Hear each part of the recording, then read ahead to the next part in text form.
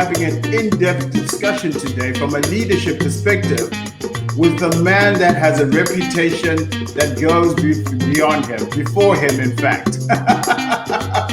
Oh, Africa, good morning to you. I've got a guest for you. As you know, my name is Stuart Samkange, and I have these conversations on your behalf with business leaders so that you can gain access that you would not ordinarily have access to.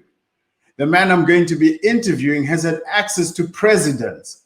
So from that perspective, you can even ask questions today on what it takes in terms of your background, your ethics, your morals, your values, your skills, what it takes to get to that level. So we'll talk about his career journey. I hope you have questions ready. This is your show. All I'm doing is hosting it on your behalf.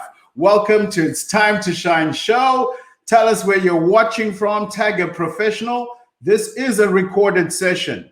So if you have to dash off into a meeting, don't worry. We're recording it and we'll make it available on YouTube so that you can watch and learn at your own pace.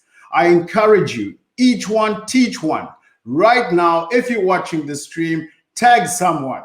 Let's help other African professionals out there. Well, I hope I've got you engaged. I hope I've got your attention, and I hope I've got you motivated. Who's online? Tell me you're watching so that I can at least start interacting with you online. And with that, as we do that, let me please welcome my guest who I've known for years. In fact, we worked together for well over 10 years in different organizations. Let me welcome the one and only Mteto Nyati. Welcome, Mteto. Hey, Stuart, thank you so much for having me. How are you doing? I'm blessed, I'm grateful, I'm healthy, and I'm safe, and I'm in a positive mindset. How are you doing? I'm doing well. You know, I've kind of settled in this new way of working. Right. It's one of the things that one needs to do in these days to be adaptable. You know, it's very, very important. So we are learning. We're learning to adapt and work from home, which is not easy because hours at home are different from hours at work. Are you finding yourself working beyond the normal? Initially, I was, Stuart, until such time that I realized that, no, man, there seems not to be any time for anything else but to work here. You know, we cannot be doing 24/7. Then I'm conscious now, very, very conscious of how I do things. And also it's very key that I lead by example. I demonstrate to my team that I can take some time off. They should not feel guilty that if they are not available, you know? Yeah. It's you got to lead by example, and I like that. So how do you manage, say, for example, dinners, if they're, of course, with social distancing, that must be called upon you as a CEO, lunches, breakfast, how do you manage that and still be a good father and a good husband? Look, there are a few things that work for me, and one of those is self-discipline. And you need to be able to draw the line, you know, in order for you to manage the time with the family and time with, you know, with your colleagues and also customers. There needs to be a line that is drawn. So I'm a morning person, for example. As a morning person, I try to then live my life in line with what comes naturally to me, right? So instead of having dinners like you are saying, I don't have dinners with customers. I refuse to have dinners with customers, but I can have a breakfast. You refuse to have customer dinners. How do you manage that? Look, I offer them a breakfast meeting or a lunch meeting. You know, and usually most of the time they are so happy to have those meetings because they also would like to be with their families in the evenings, you know. So, but we usually were so stuck at what everybody else does. Have you ever tried to offer a customer a breakfast meeting, you know, or a lunch meeting? So for me, I prefer those two. They come naturally, and so I go with a breakfast meeting most of the time. Yeah.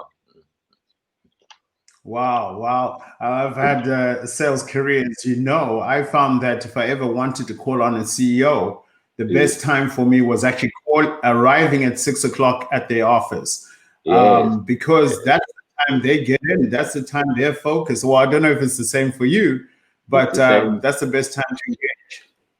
You get so much done during that time, and this quiet, that first 2 hours of the day to 2 to 3 hours up to 9 o'clock, no disturbance. You get so much done. You clear your emails, sort everything out. When everybody comes in, you are ready for the day, you know? You're ready for the day. I think Yeah. I've just unleashed a whole bunch of people your way. So good luck with that. But we got ahead of ourselves. We didn't even really get to begin with it, but it's okay. This is a free flow conversation. Yeah. The reason why I asked you to be part of this conversation is not only because we work together at IBM and Microsoft, but also to get your lens and your perspective to help certain communities. And the communities I aim to assist are, first of all, our young professionals.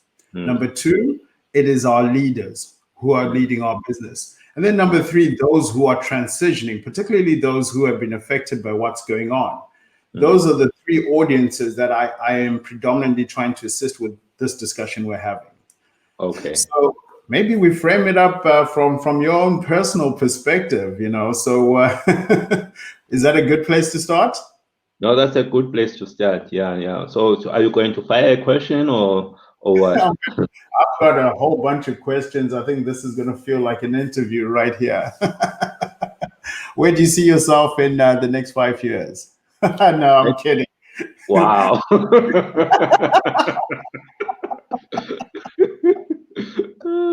No, but you started off. We started off this discussion really talking about family and how Yes, that yes. helps in terms of getting people to where they are and being kind to themselves. What's your lens on that? Maybe we start there. Yeah, look, for me, family is so important. I look back at where I grew up. I grew up in the Eastern Cape in South Africa. Right. We had a large family, I call it complex in the sense that large, there's 10 of us, and then, of course, the parents. So there's 12. The whole Wow. family is 12 people. Wow. But of course, my mother married my dad, and my dad already had 6 children.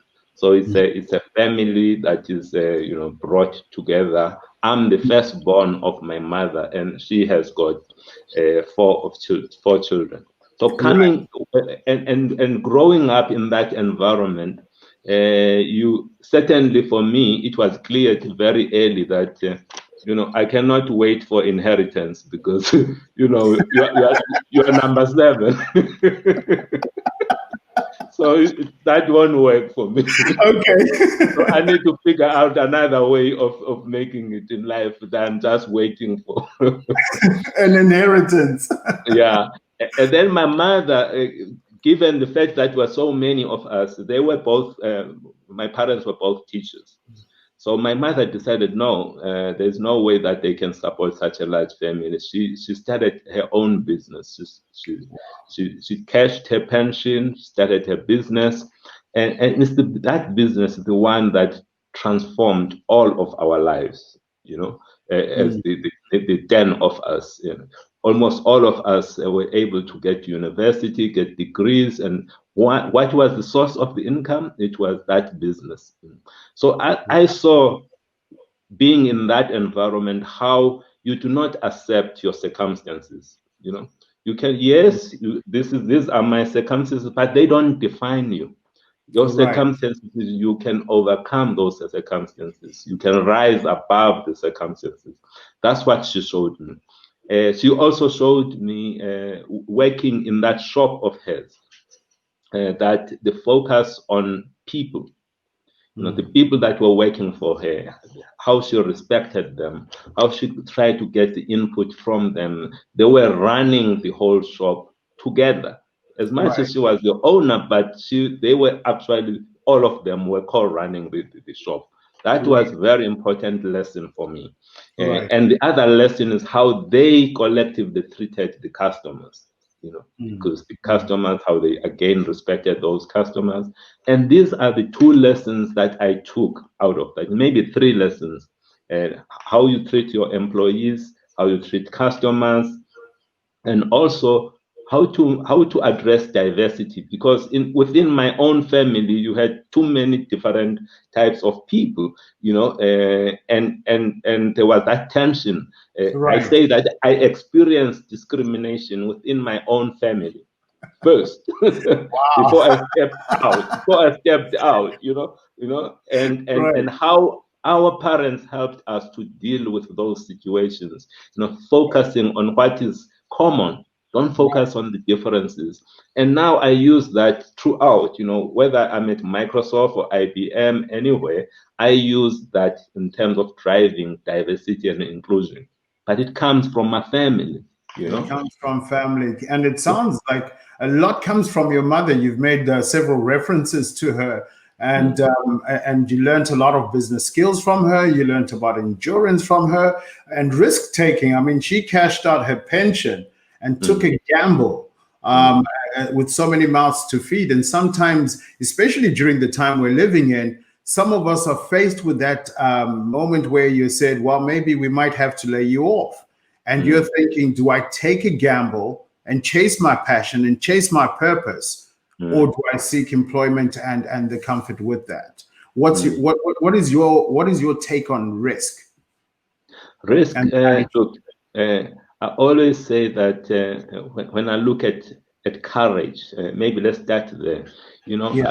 My view about courage is that opportunities, your world, your life shrinks or it expands in proportion to your courage, depending on how courageous you are or not courageous, your life will reflect that, ultimately, so the people that are able to take risks, these are the people we find that their lives continue to appear to be expanding.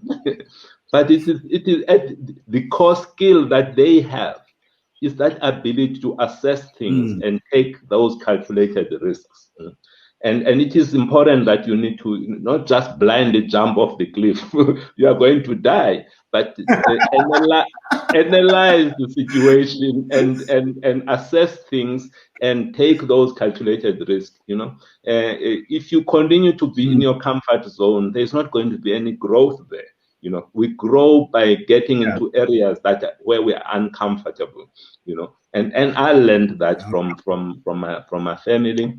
I learned that taking an engineering degree in South Africa at the time, we were not allowed as Black people to do engineering degrees. You had to go and get permit from the minister, to get into environments that are uncomfortable. That's where you grow. That's where you start to expand. Your whole outlook around life. So to me, this is the part that most of us, that fear, we are fearing asking a question. Ask that question. Why don't you just ask the bloody question? Ask the question. There's nobody going. What's the worst that can happen to you? Nothing. The worst that can happen is they say no, right? So it's like ask for the deal. And I think this is where a lot of sales professionals get it wrong. They don't ask. You just keep doing this merry dance of discussion and you don't ask for what you want. We miss out on opportunities. So we've got a couple of people joining, and please just help me say good morning to them. We've got people like Shane that are joining out of Johannesburg. You've got a global audience and a global reach because of some of the things you do on social media, like, of course, leading with thought. You've got an exceptional talent, and you have a different way of engaging on social media that I've observed that a lot of leaders don't. You post quotes. Why? It starts, Stuart, with my understanding what I believe is my purpose. Why am I here in this life? Why? And I think all of us need to be asking those questions. You cannot just be wandering on this earth. We need to ask those questions. You may not be perfect in terms of answering those questions, but at least you've got your North Star, the thing that is driving you. You are moving towards why are you here? And through time, I believe that I am here more to help awaken others to their potential.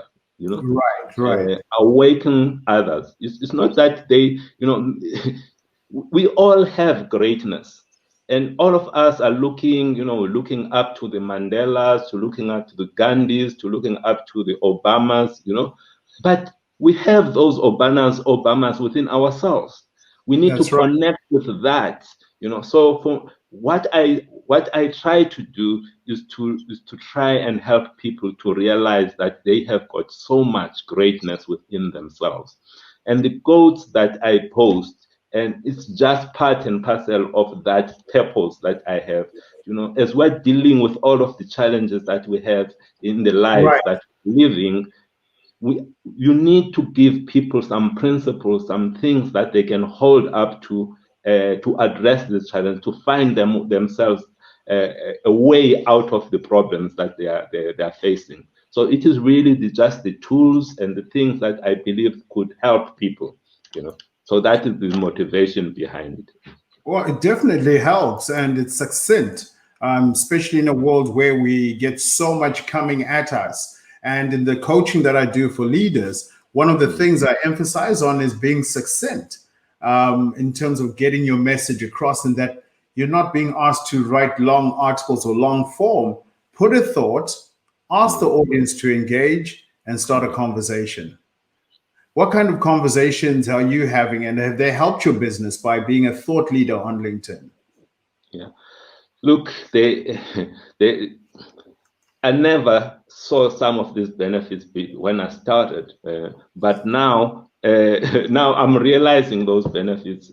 As you asked me the question, engaging with customers as a CEO, one of my responsibilities is to lead my team as we go and engage with the various customers. Some of those customers we have not even met. We're trying to get new business from them. You go knock on doors, right? I can tell you each time I go to any meeting, somebody in that meeting is part of the community of people that are following me.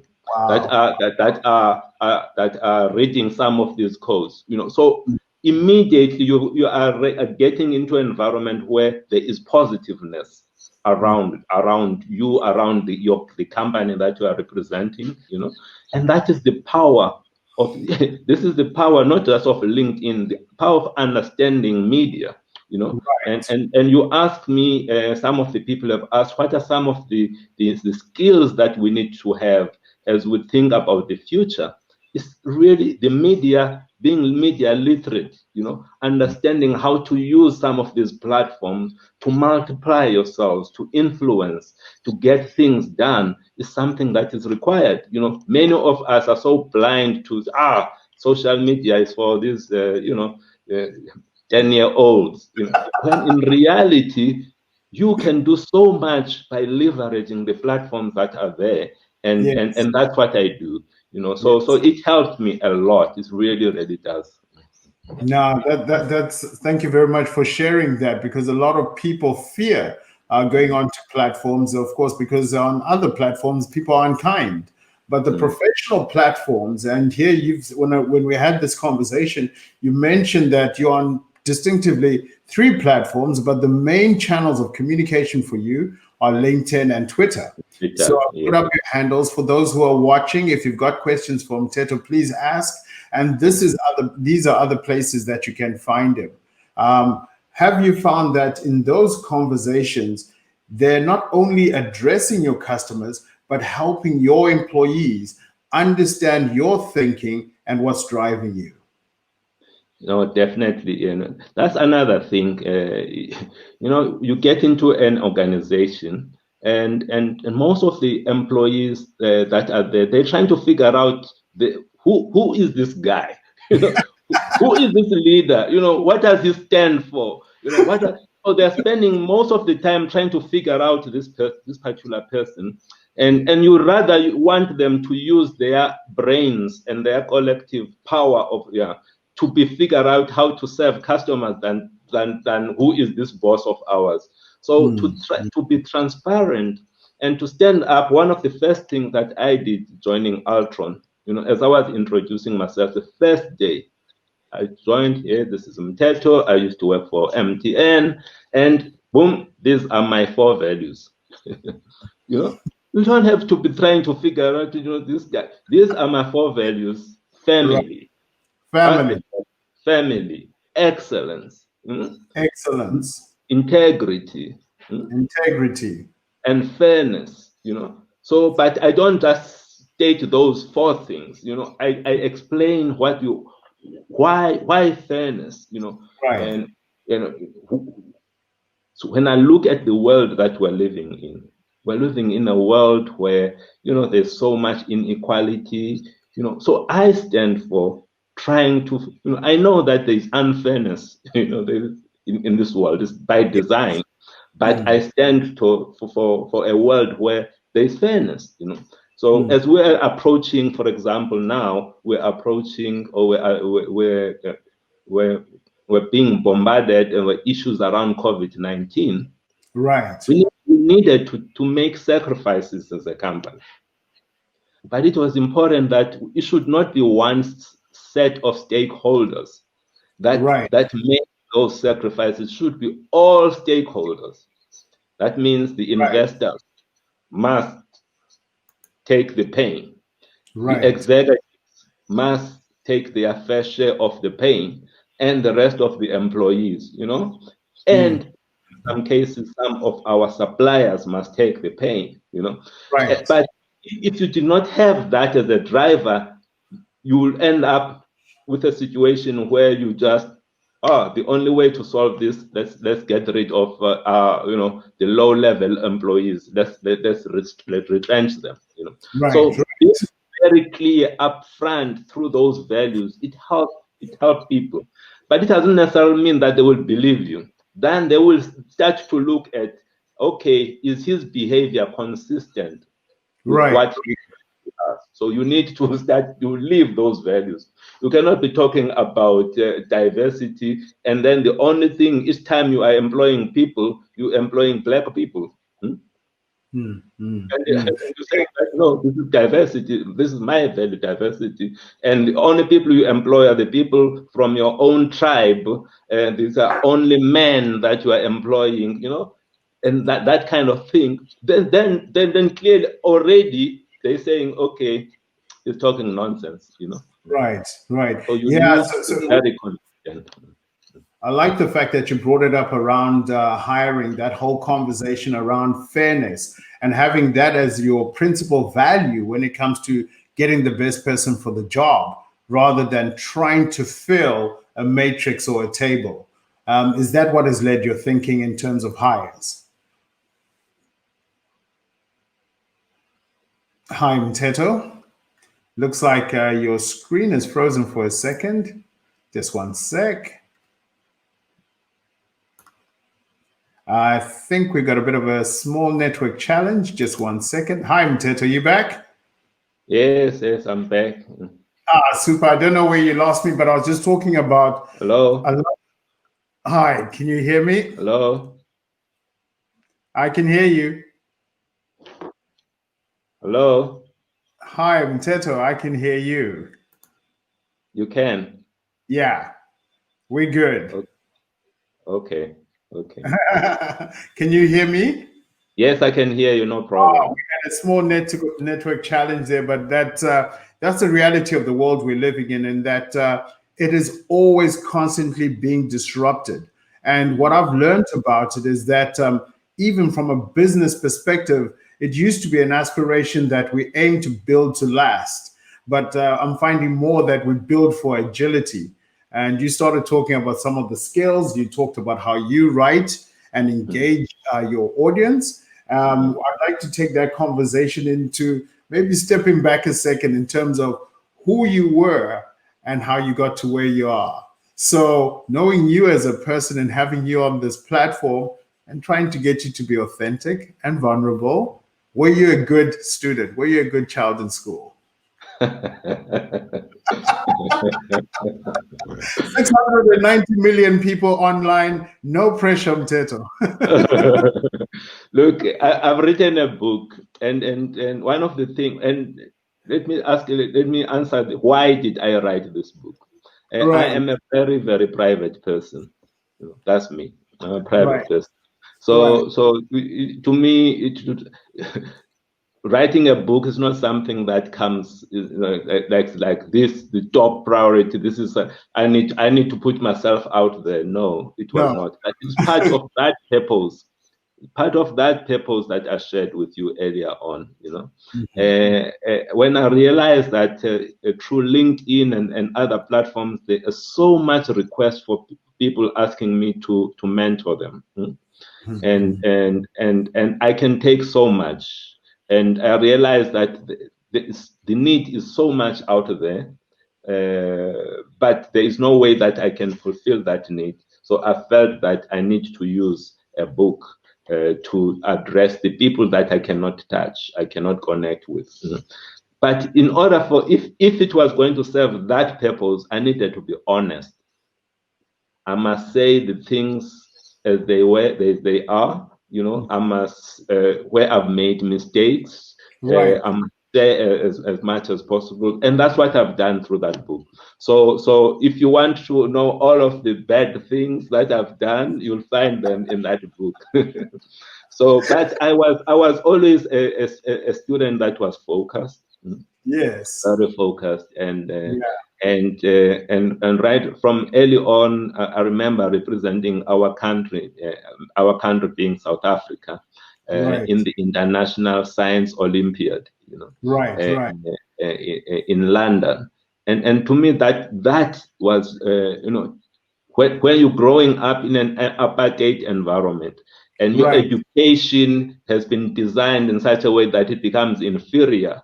But you are now able to compete with everybody else and be able to represent your country. That was an important thing for me. It said that, you know what, none of us have got this monopoly for excellence, There's no one group which can claim that it's got a monopoly for excellence. Nor is there one group has got a monopoly for messing things up, It's all up to you as an individual. It's really up to you, So through that, and then I went to do my engineering, and I also did that engineering in the 4 years. So I would say that largely I was a student that was focused, but I was not one-dimensional student. I was that student you'd find me in parties. You'll find me drinking. That's me. That was the person as I was growing up. I experienced all of those things. Yes. No, I think when I was doing a bit of research around you, one of the things that was quite endearing was that I found that Vuyo, who's the manager of the Eastern Cape Department of Education, gave you a recommendation and said that you were a brilliant student at school and highly recommend you. And oftentimes the young professionals and the leaders that are on this platform don't use recommendations engine within, let's say, LinkedIn to speak for them. As much as you've made yourself vulnerable in terms of what your youth was, there are people here testing on a professional platform what kind of a student you were. So it speaks for you as you speak about yourself. Wow. Yeah, the important thing that we sometimes hide, or we think that we need to show the perfection. but we are living in this world which is not perfect. We are also not perfect. As leaders, we also need to be vulnerable, show that we're not perfect. We make all of these mistakes. And that encourages others to take the risks that we were talking about earlier on. And they can see that, oh, this guy, he made all sorts of mistakes along the way, which means I can make mistakes. And we as leaders need to create the space for people to make these mistakes, because that's how innovation comes in. That's how people grow, you know? That's right. So, speaking of mistakes, and I don't want it to be a spoiler alert for those who haven't read the book, but you've met the former president, the late President Nelson Mandela. Um, you know where I'm going with this. I don't know. So here's how I interpret the story. The story goes that maybe there was a bit of a, what would say, a wardrobe malfunction, in that you wore white socks to a function. And then you were within earshot of two very powerful people who both were presidents in their lifetimes. And you heard this little mention about your white socks. But what I learned from it is that, and here's the thing, I heard a fantastic story. If you got a second, I'll tell you. I heard the story of a Jewish teacher it happened to be a Jewish school. There was kids in a classroom, and one of the kids was well-to-do, and he came to school with a really nice watch, expensive watch, and showed it off in classroom. And during break time, somehow that watch went missing. And this story is being told by someone who actually stole the watch. Now, kids come back into the classroom, and then, of course, the child says, "Hey, I can't find my watch." Teacher says, "Okay, guys, who stole the watch?" Everybody in the classroom, nobody says anything.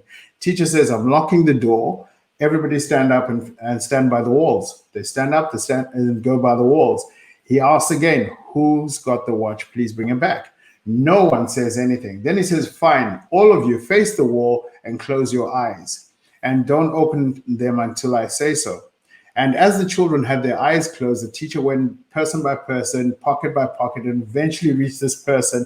He was nervous, he was sweating. He felt the teacher take the watch. Then he felt the teacher continue to walk.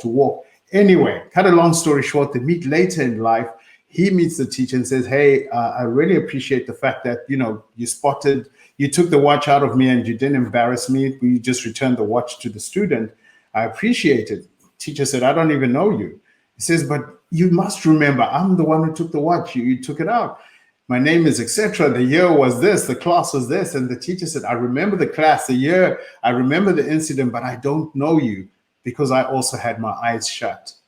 So in your situation, you didn't go to the president and say, "Hey, I heard what you said about me."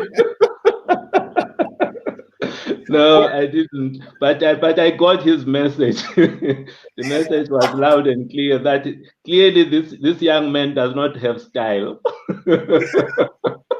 Well, the beauty of the story is that he since then went on to have an amazing career and to be an honest person and lead with integrity and understand sometimes the value of humility.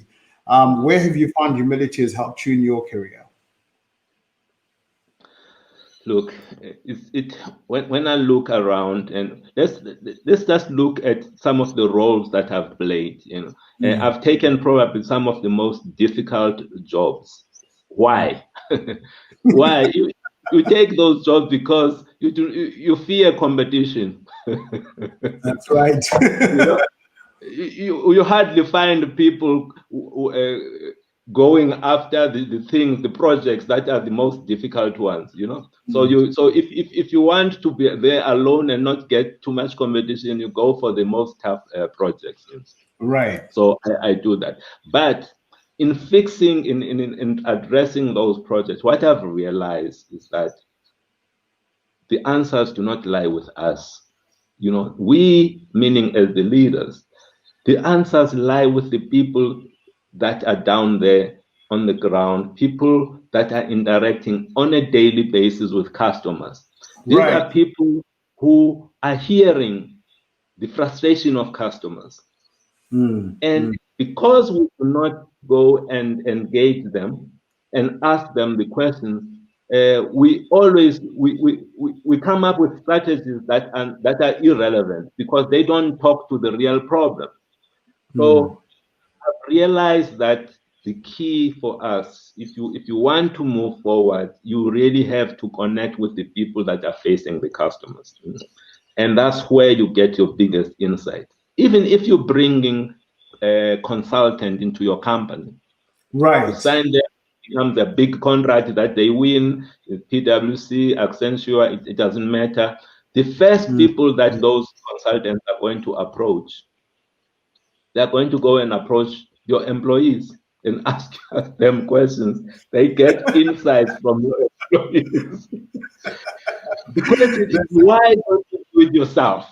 You know, why doesn't the leadership do it themselves? Because you will get it directly from them.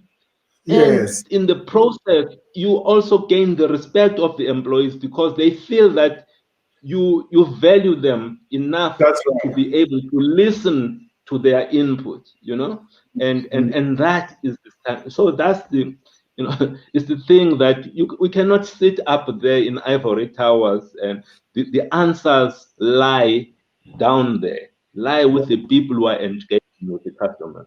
The other thing is that we're living now in the digital world where the people at the top, they do not have the monopoly for the latest thinking.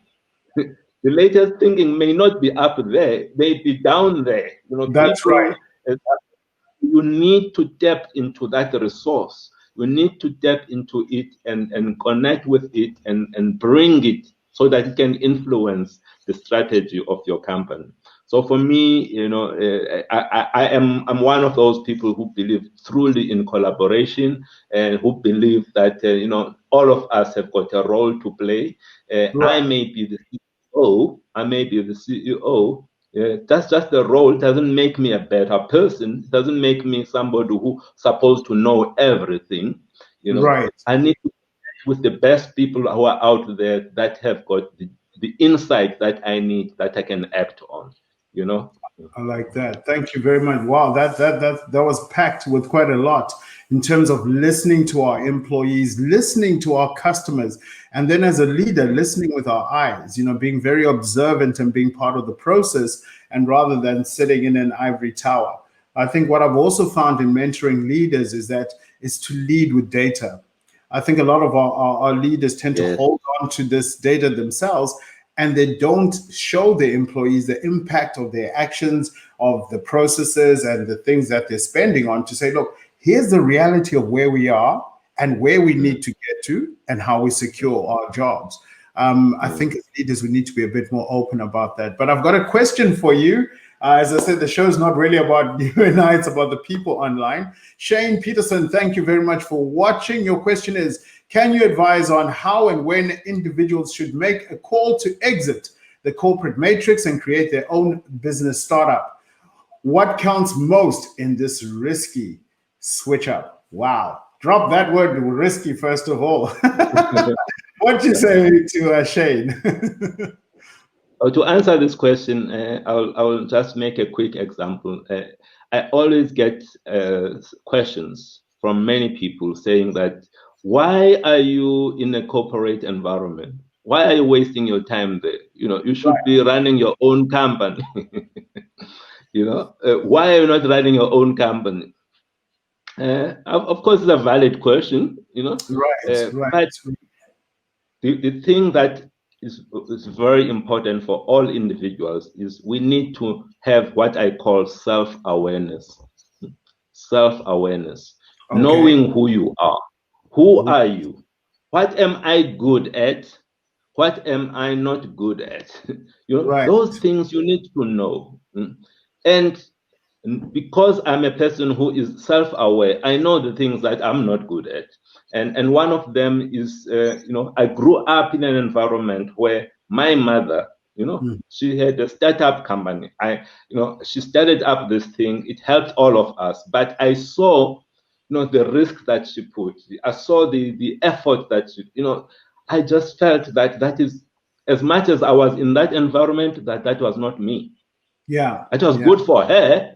It was great for her, but that was not me, you know. Where I feel that I can add the most value is environments where I take some other people's business and improve on them, you know. So to answer this question directly, you need to start by having a clear understanding of yourself. You know, having a clear are understanding.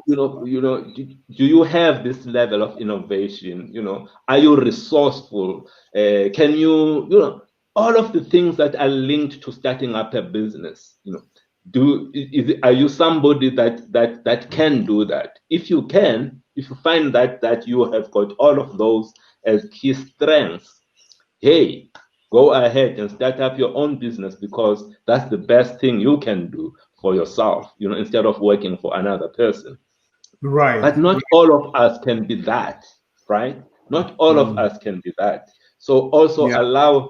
we need to allow those who are not that to be themselves elsewhere, and if corporate it is not your place, I would urge you to jump, take that step, because you are not living authentically. You are not being yourself. You are not Right. fully utilizing your capabilities.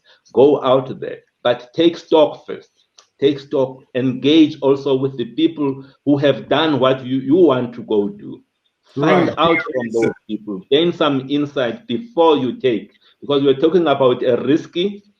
It's not so risky if you can pick up some of the lessons from the people.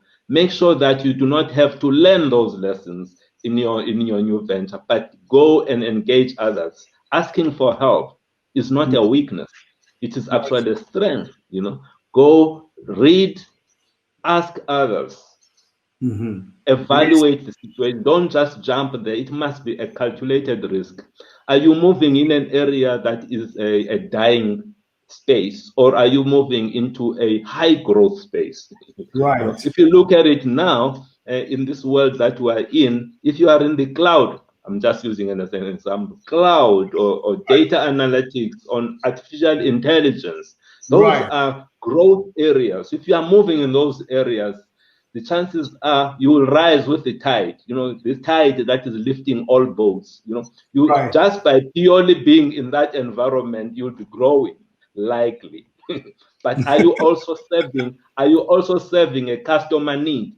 Because if That's you're not serving any need, then you can create your thing, but it's not, nobody's going to buy. You must be serving an unfulfilled need. So make all of that assessment. You come to the conclusion that this is something you want to do, go do it. go do Don't it. start operate. Yes.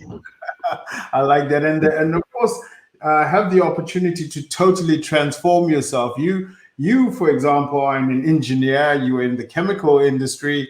Now, all I see is IT, IT, IT. How do you get those two careers to switch? Especially now when we're speaking to our young people, or even people that have been laid off, as they think about going into a whole different thing and creating a new brand.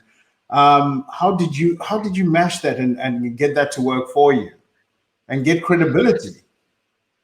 You see, it is so important as you move into new things that there are certain things that should remain constant. you know, don't change 100% into something that you have got no clue about. so, so otherwise you're going to make a big mistake. What do I mean by that? When you Right. look at, you may think that these industries are different. I've been in manufacturing space. I've been in the chemical space. I've been in IT and telecoms. Right. But what is it that I'm bringing to these industries?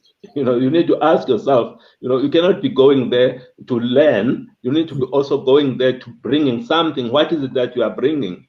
It goes Right. back to my engineering training. I was trained as an engineer.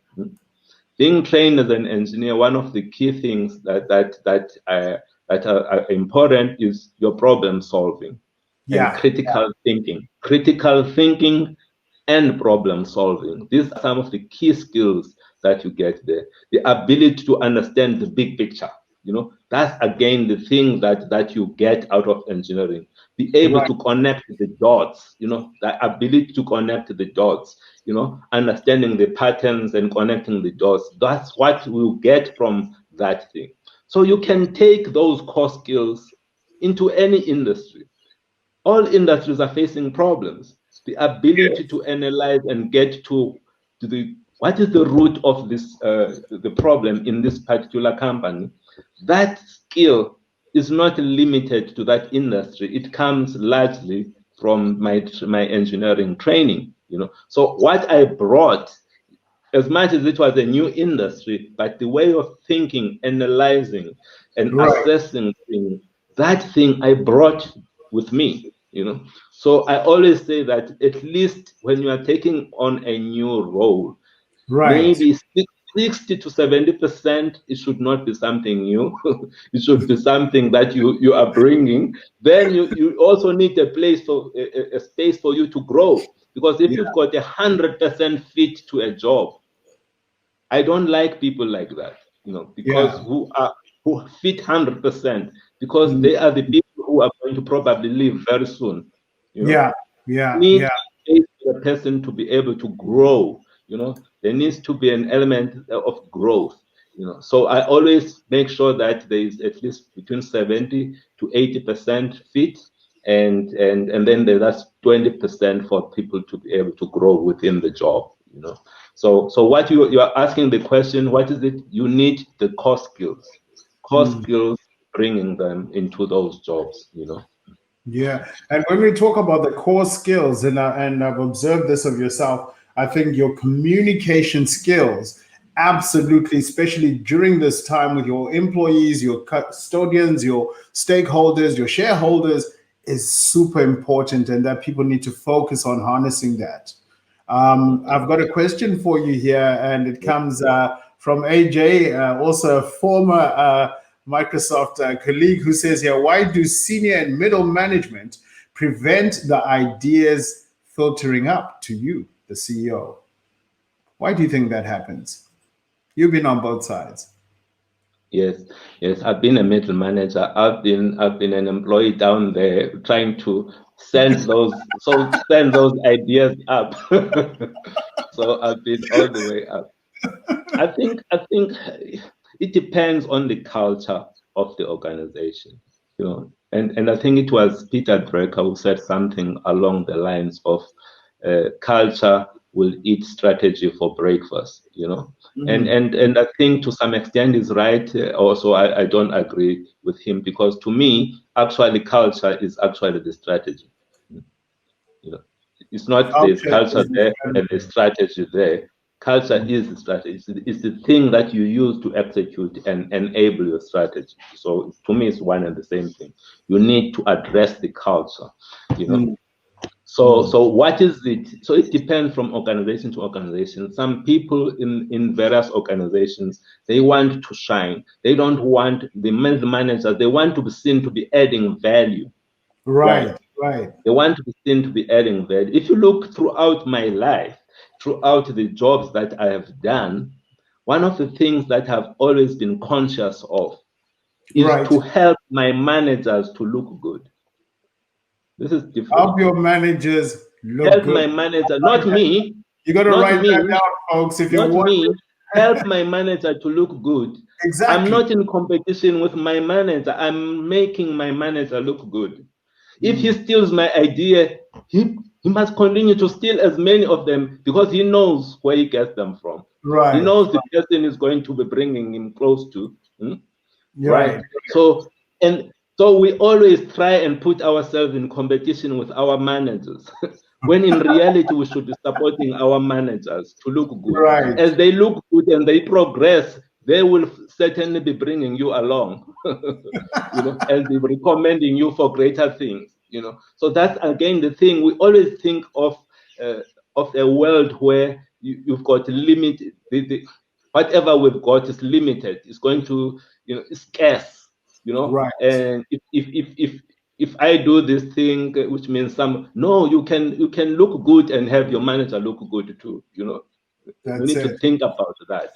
And these are people who will never, you know, if you pick up the phone now, I pick up the phone, I call some of my managers, in fact, any of my managers, they will pick up that. They will pick up that phone. They will help me.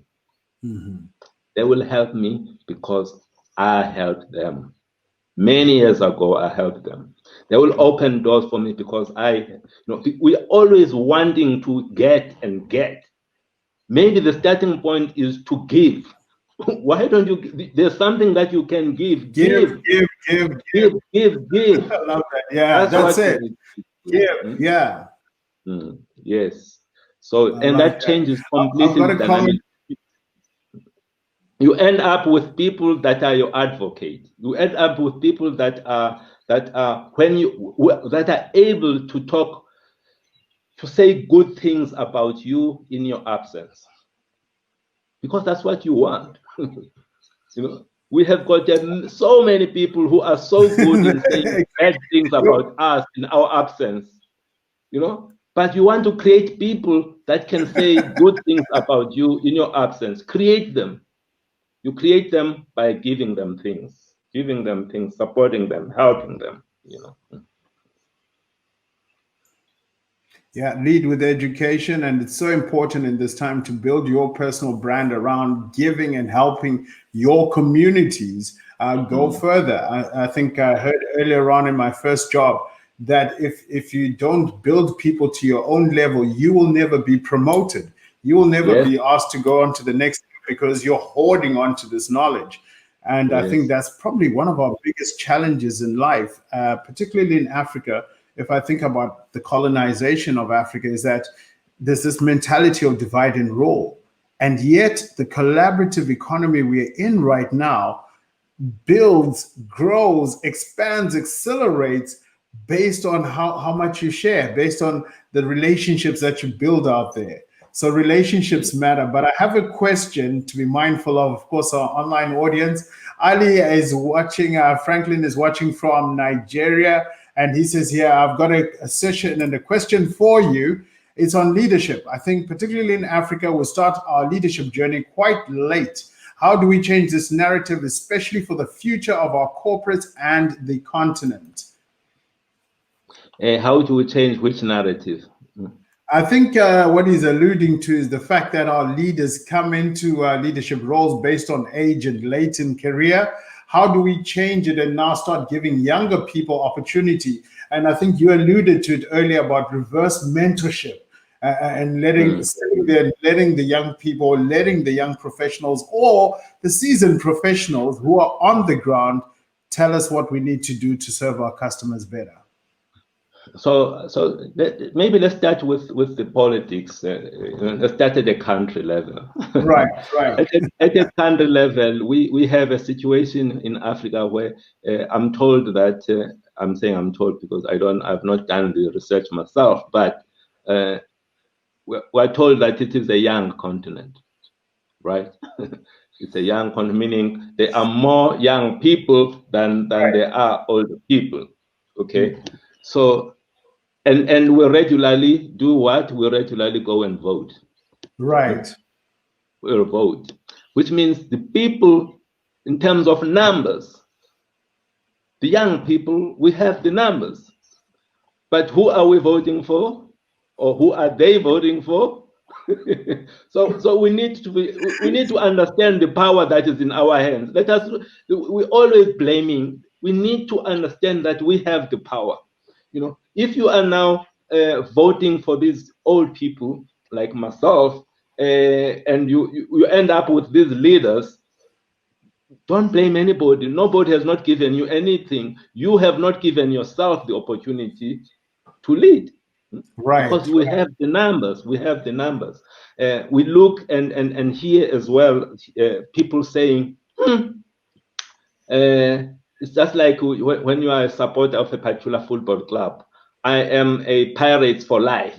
You know, Orlando Pirates for life, Buccaneer for life, and this thing for life. You know, Liverpool for life, Chiefs for life. You know, we take that same mentality into our politics. Yes. Regardless of the performance of the people, we continue to give them our vote. And then we then after having done that, we complain that they are not delivering. But you have the biggest power in your hands. But because you have told yourself that these people do not have to earn your vote, because you have told yourself they will get it for life, you end up with this situation that we are in now. So I'm saying that let us take the power back. Let us realize the power that we have. And, and when we make decisions, let's make conscious decisions. You know. I like that. Yeah, let me end there.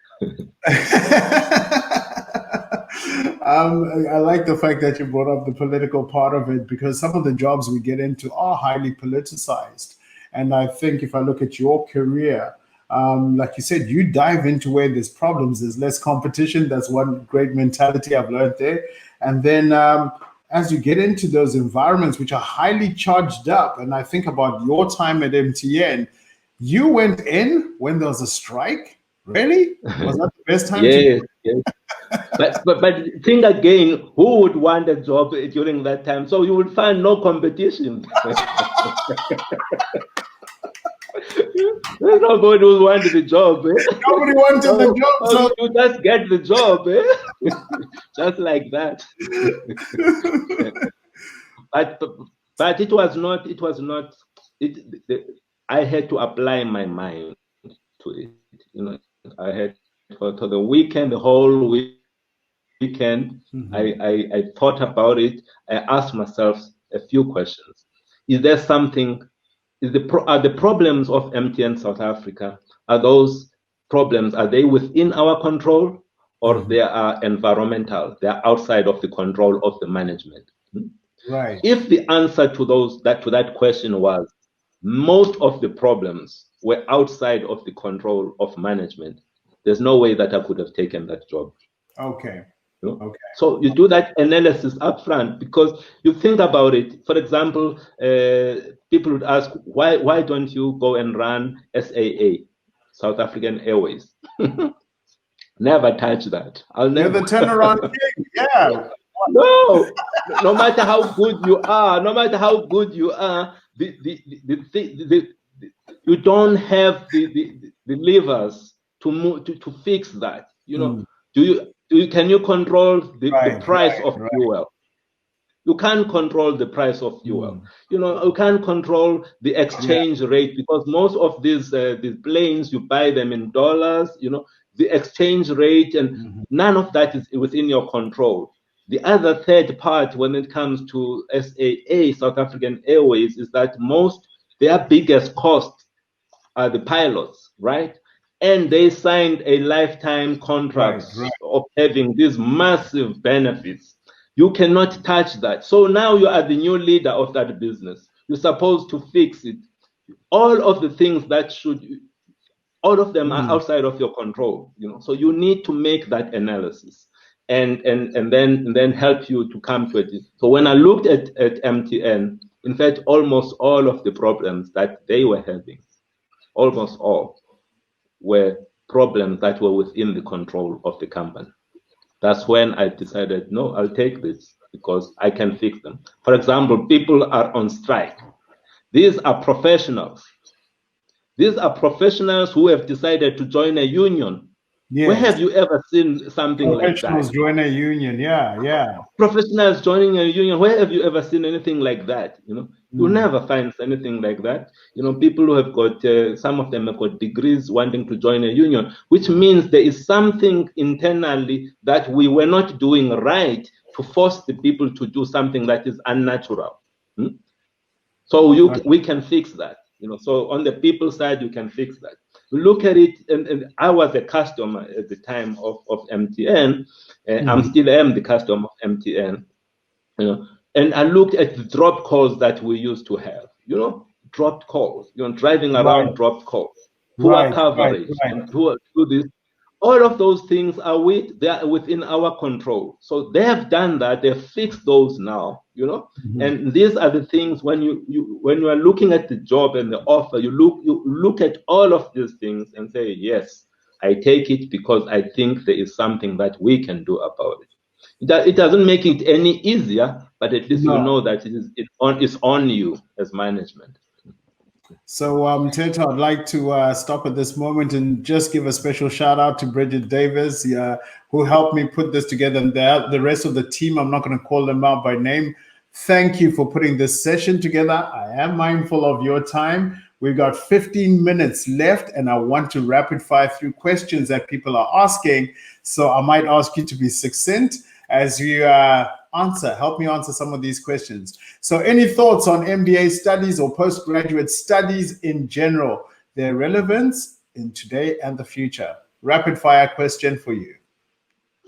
Okay, so I think the starting point must always be, where do you want to be?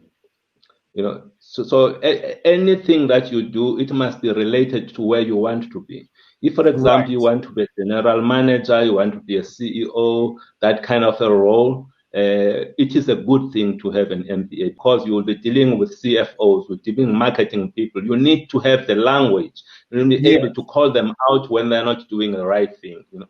And so it helps with that, the MBA. But if that is not your route, if you want to be a specialist, I question why you would be going the MBA route if you want to be, you know, go deep within one special area, you know.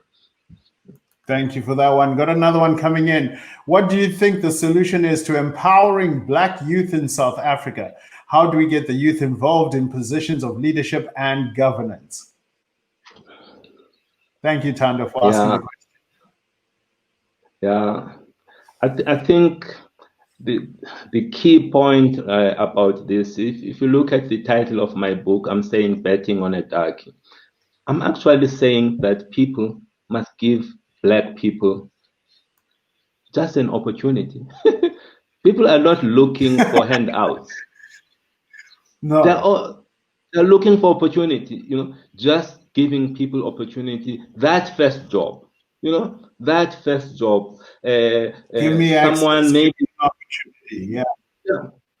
I get so many requests for people who are doing their MBA. These are young people doing they're trying to move up the ladder. They're building themselves up, but we don't even give them opportunity to come and interview us. You know, that's the one thing that you can do. Give them that opportunity to interview so that they can write their assignment. You know, it's these opportunities that we need to be giving people, you know, that first job. If I go back, for example, at Microsoft, you would know the work that we did in something called Student to Business, you know, where we're helping young students, unemployed graduates, to give them the skills, both technical skills and soft skills, to get their first job. And then most of them, I meet most of them now, those people we gave them, most of them are CIOs or IT managers somewhere, but we gave them opportunities back then, right? Some of them were sitting unemployed in the townships, you know. That's right. All that, these are smart people. All we need to just give them opportunities. Give them opportunity. Here's a personal challenge for you. If you've been watching, we want you, of course, after the session to post what you have learned in the session, but we also want you as a professional to help us reduce what we call the network gap. You went to certain schools, you've worked in certain industries, you know other professionals that someone else who comes from a disadvantaged or a different community might not have access to. So open up your networks, give people informational interviews, help them understand culture, corporate etiquette, help them understand why branding matters and social leadership matters. So I like that. It's a challenge for each and every professional. Each one, teach one. I talk about this as on this show, It's Time to Shine, that the only way we can grow, the only way Africa can move forward is when we own our own narrative. We have a man here who's written his own book, an autobiography, which we now get to understand more about him and what leads him as a person. I've got a couple of questions coming up. As I said, we're getting towards the end of time. So we want to make sure that we are mindful. So I got a question and comment here from Alex. If leaders can understand what you mentioned, Mteto, to be 100% fit employee, 100% fit employee doesn't bring change to the organization, we can get better improving South Africa. So that's a comment I see. We got Nathan. Thank you, Nathan, for joining. He says the macroeconomic environment appears to be the most challenging at this time. How do leaders reshape their thinking and foundation to ensure that they can lead in the future? That's one for you. Yeah, look, we are facing a tough time. If I look at South Africa, it's not just COVID-19 that we are facing as a challenge. It's also an economic crisis, you know. And we can sit and blame government, and we'll be right. We'll be right. But being right does not help your company. If you continue to say I was right, and then you'll be retrenching people, it does not help anything. We need to be focused on, yes, this is the situation. How do I continue to grow in this environment? Right. And some of the people ask me some of the what are some of the key traits that you would look at in a leader. Right. One of those is grit. Grit for me is that Yeah. we need people that can continuously they are courageous. They are able to persevere. They are able to show the vision. They are able to identify opportunities, growth opportunities. Even in the tough times like this, there are growth opportunities. Within Altron, we've just recently acquired a company in the security space. It's called Busha. They are in identity management. It's the perfect time this time. It's the perfect time for that. Most companies are looking for the ways to make sure that they address cybercrime. That's right. It's a company that addresses that. So these opportunities are there. We need to continue to look, shift our businesses, align them to the growth, to the new growth areas. Most people are moving to the cloud. What is it that you are doing to make sure that you capture that wave of the cloud? Yeah. I'm one of those people who's a bit, I guess, a bit lazy. A bit lazy. I like nature to work with me. So I ride a wave. So I look at the wave, and then I staff that wave. I get into that wave. What is the next wave? What is it that you can get into? So there are many of those things that are out there. Connect to that. Connect with it. Got a question here. It's a pretty long one. I won't see on camera because I got the comment here from Temba. Thank you very much. It says, having gone into business that was a family-run business before your tenure, how was that insight and experience shaped your views on family-run businesses and their ability to create greater value by importing talent like yourself into their space? And also, has there been appreciation from all that are around, specifically from the family that founded the business originally? Can I get a quick answer from you? Because I've got several questions flowing in. Okay, the quick answer to that is, a family-run business, it can go up to a certain point, In fact, it can go on forever, for generations and generations. The key in all of this thing is leadership. To me, leadership matters. If you can continue to have the people that can adapt within the family as the business progresses in its different phases, it should continue to be run by the family. There's nothing magical about bringing an independent person like me. All you need is people who are able to manage in line with the phase of that business. And that's really what we did as a team. We refocused the business. We made some tough calls around some of the businesses that needed to be disposed. And if you have a family member that can do that, it's okay. With regards to, yes, definitely there's been very, very appreciative of the work that we have done as a team.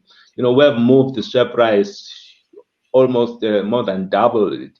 So they clearly must have been, they must be happy with that.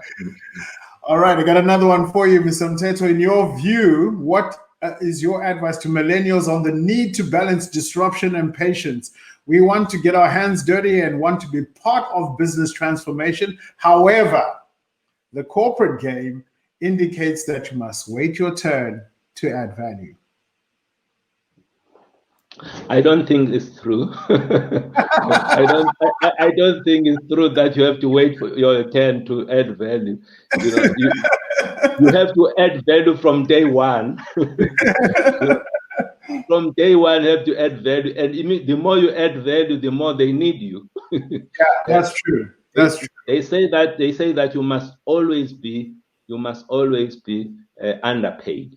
Yeah, yeah. You must always be underpaid, meaning that what you bring in must always be more than what you take out of the company. That's what I mean by underpaid. The people that are overpaid, the people that are getting more than they are bringing in, those are the people that end up being taken out of the company in times like this. So the key for me is just continue to add that value. If you add the value, I'm telling you, nobody's ever not going to notice you. That's it. Add your value and tell your story. If you're not telling your story, and I call it the humble brag, it's not to go out there and to be verbose, etc., but it's to tell the story of what you're passionate about. People know, for example, you've talked about your values. People know that that's how you run your organization. That is built on fairness, family, is built on transparency, integrity. People know what to expect before they even meet up with you. Got a question for you from Toko. Thank you, Toko, for watching. And it is, what do you think are the success factors for the expert industry? Wow. What is the expert industry? I wonder. How would you tackle a question like that? Or key success factor for an expert industry. I'm not honestly. I don't know what is an expert industry, so it's difficult for me to answer. Yeah, so let me move on to the next one. Sorry, I lost you there. The network went down. What is your opinion on people referring to the appointment of Black executives as just being a token BB? Oh, it's got triple B, triple E appointments and non-meritorious. What is my opinion of people referring to? They are entitled to their opinion. They can have those opinions. It's okay. I don't care. They can also think that I'm a token. They can, as long as you know that you are adding value. I'm good with that. They can think whatever they want to think. You need to make sure that you are adding value. It's all about how you feel. You yourself. Are you adding value? If you are adding value, they can say whatever they like. That's it. So focus on what your main purpose is and delivering value. Do work, have credibility. So Musa here, I think it's a comment that says, Mr. Nyati has run multiple technology companies. In your view, how should large organizations integrate youth enterprise into their strategies in an effort to encourage youth entrepreneurship in South Africa and across the African continent? So talk to me about empowerment, economic empowerment. So economic empowerment, it's something that we need more of that. We need to, as I was saying, that we need to give people opportunities, right?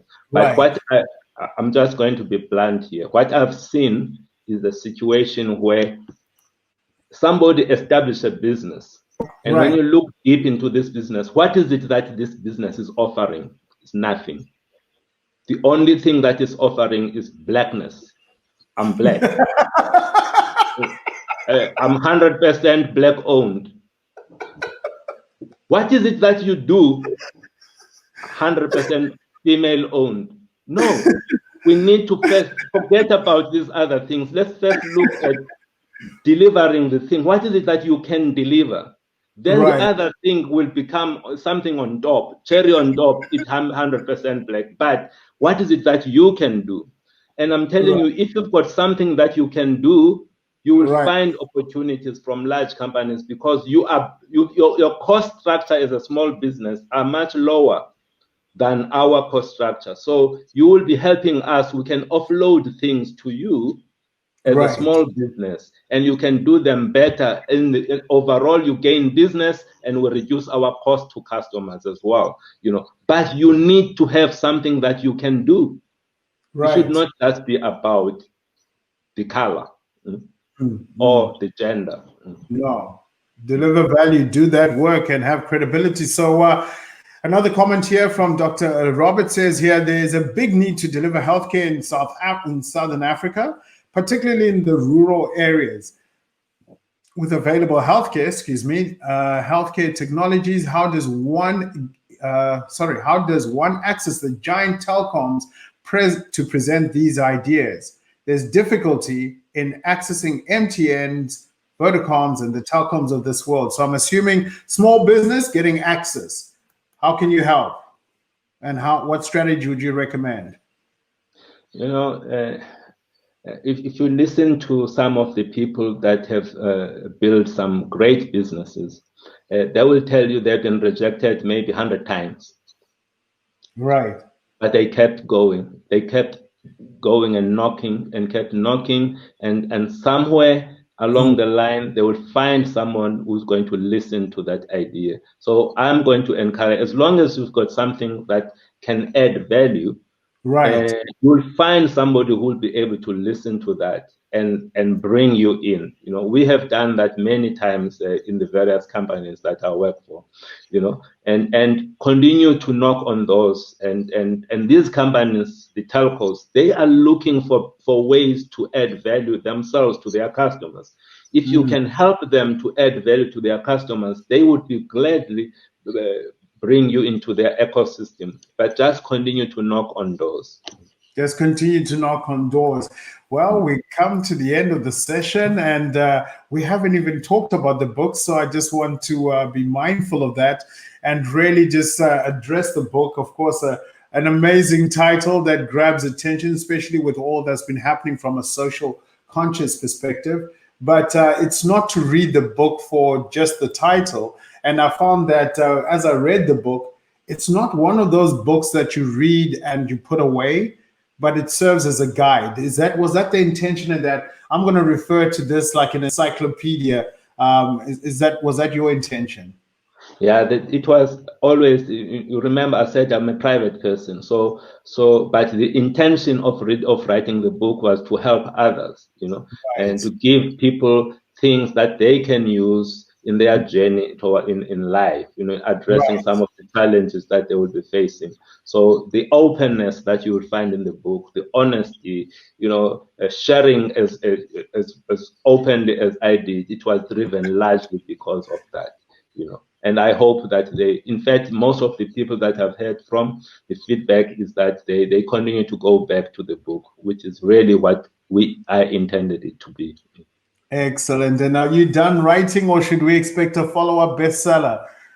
I don't mind getting an exclusive on this show and just. No, as you heard, I'm going to repeat again. I'm this private guy, and I did it for a specific purpose. So writing is not necessarily my thing. So I did it for a particular purpose, and I think this book has not penetrated far enough for me to already be bringing something else. It needs to go deep and be used as much as possible before I bring something else. Superb. I know people can continue to connect with you on LinkedIn and also on Twitter, and that you're open to do talks for organizations, for universities, which is really commendable. But as we think about those young people, advice from yourself in terms of what will help them. I know you mentioned grit, integrity, etc. If you had a parting shot for a young person right now who's watching, what would those words be? If I was your child? So I would say that this thing called values, you know, we take it for granted. You know, it's like sometimes we don't even think about it. You know, all of us have values, whether we are conscious of them or not. We have values. What we don't do, though, like when you go and buy a smartphone, you are in Ireland, you know, I'm in Johannesburg. I need to make sure that this smartphone is in the right time zone. So I need to set it. Make sure that it's English, South Africa English, it's not Chinese, you know. Yes. So the default settings of the smartphone that I've got, I need to change them so that the smartphone can work for me. Right. To me, this is like the same thing with the values. It's the same thing. We have these values that we get from our communities, from our families, from all of these places. They make us who we are. But now we are 20 years, you are 25, you are 30 years old, you are in a corporation, you're in a company. You need to ask yourself, first, take stock of what are my values? Right. Are these values relevant for where I want to be? Or should I make the adjustment that is required? This default setting, I must change them, because some of us may come in environments or cultures where not asking questions, is something that is highly regarded. We respect people that are in position of power. We cannot ask questions from them. Right. But that does not work in a company.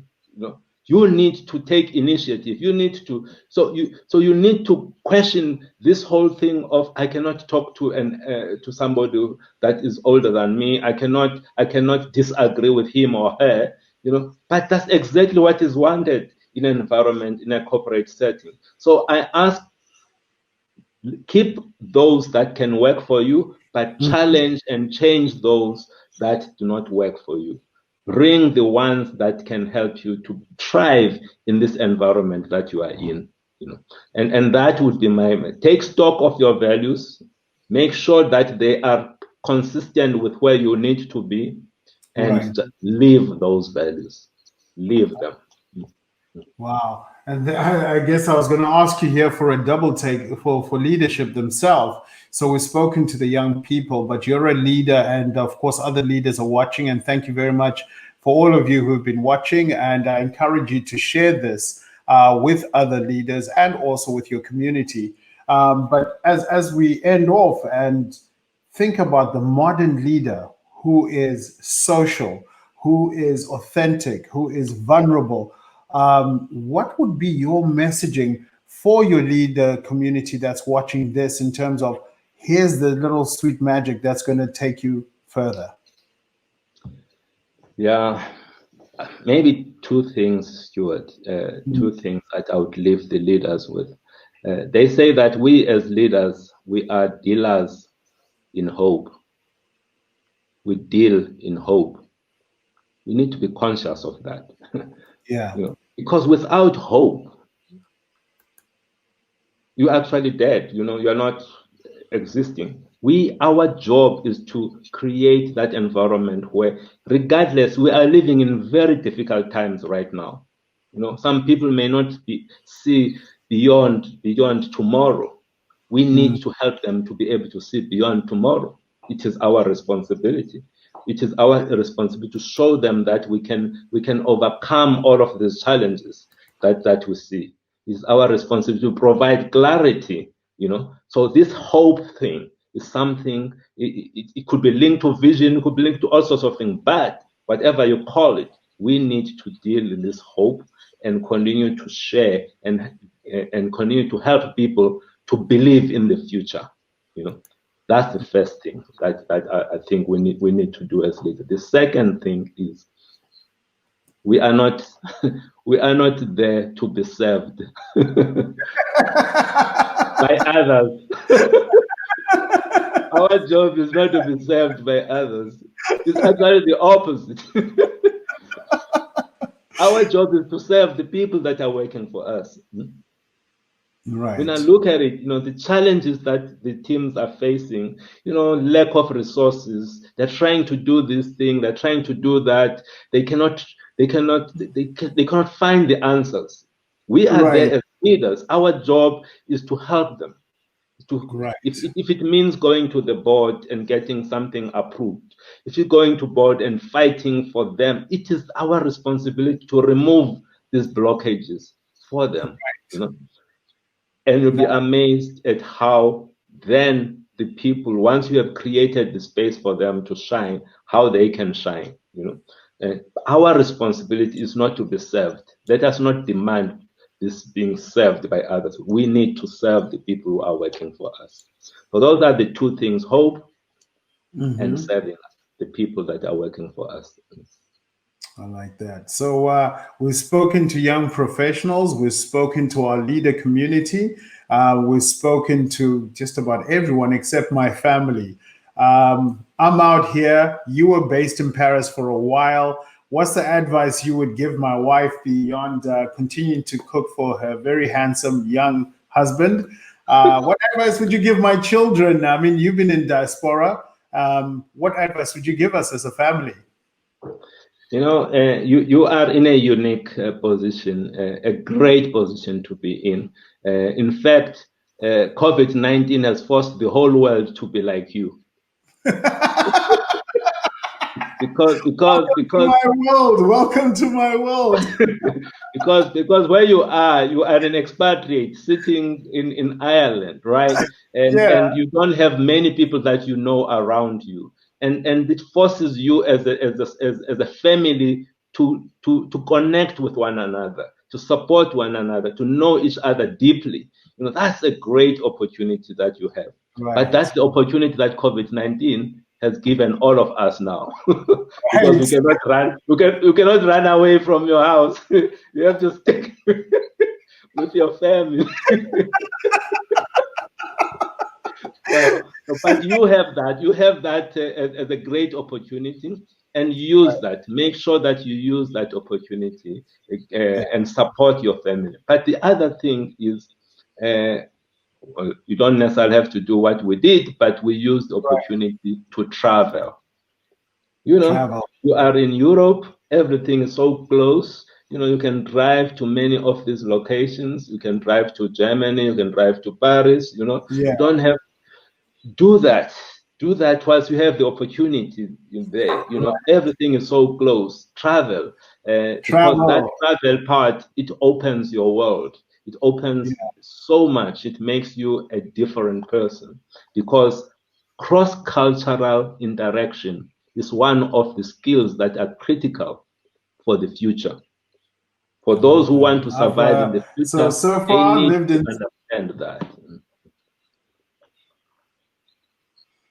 Okay, so let's take a quick number check here. I've lived in 7 countries now. How are you doing on that number? That's very good. You have done very well. Mteto, thank you very much for this discussion. It's been extremely insightful. For anybody who's been watching online, please, let's show the digital love. Let's show, of course, how much we appreciate what we've learned. If you're watching this live on LinkedIn, this is your last chance to post a comment to Mteto, what you learned. And again, you have the opportunity after this session to actually post content based on what you've learned. So thank you very much for sharing with us. I hope through this engagement, you've had fun. You've had an opportunity to engage and share and learn. I hope you've learned something in this session.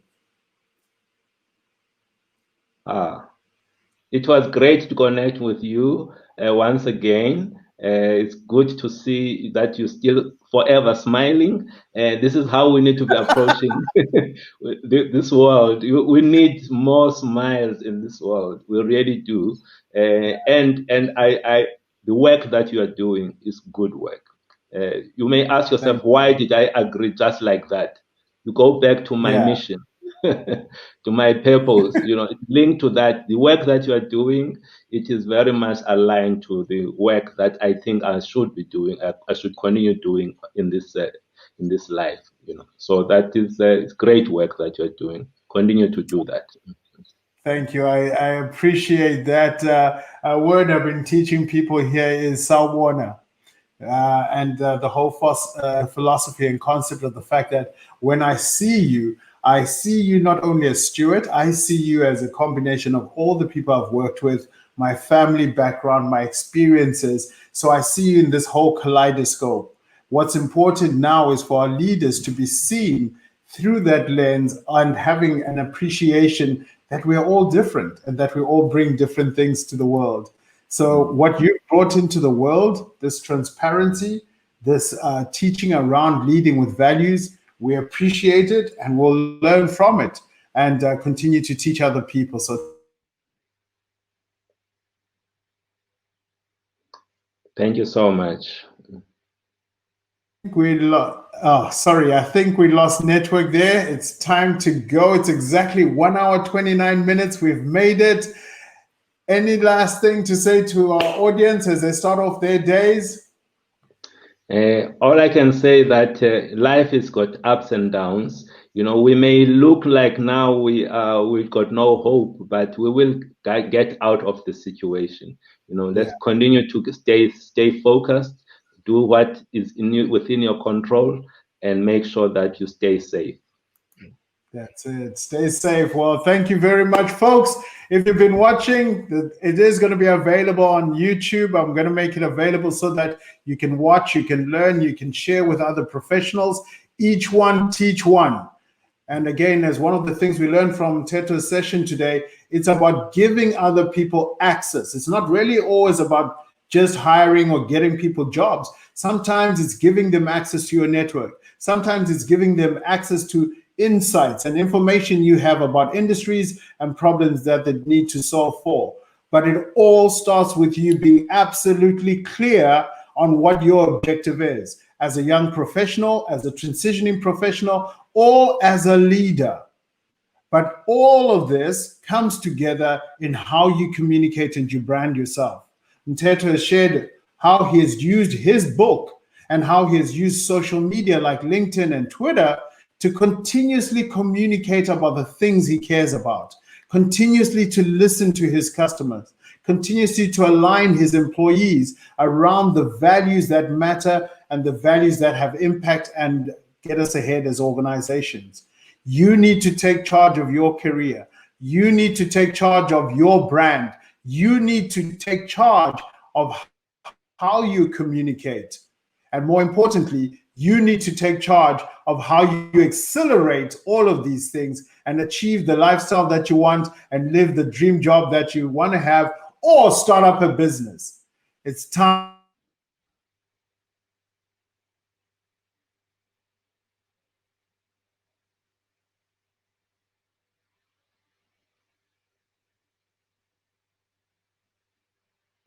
I think we had network problems, not a challenge.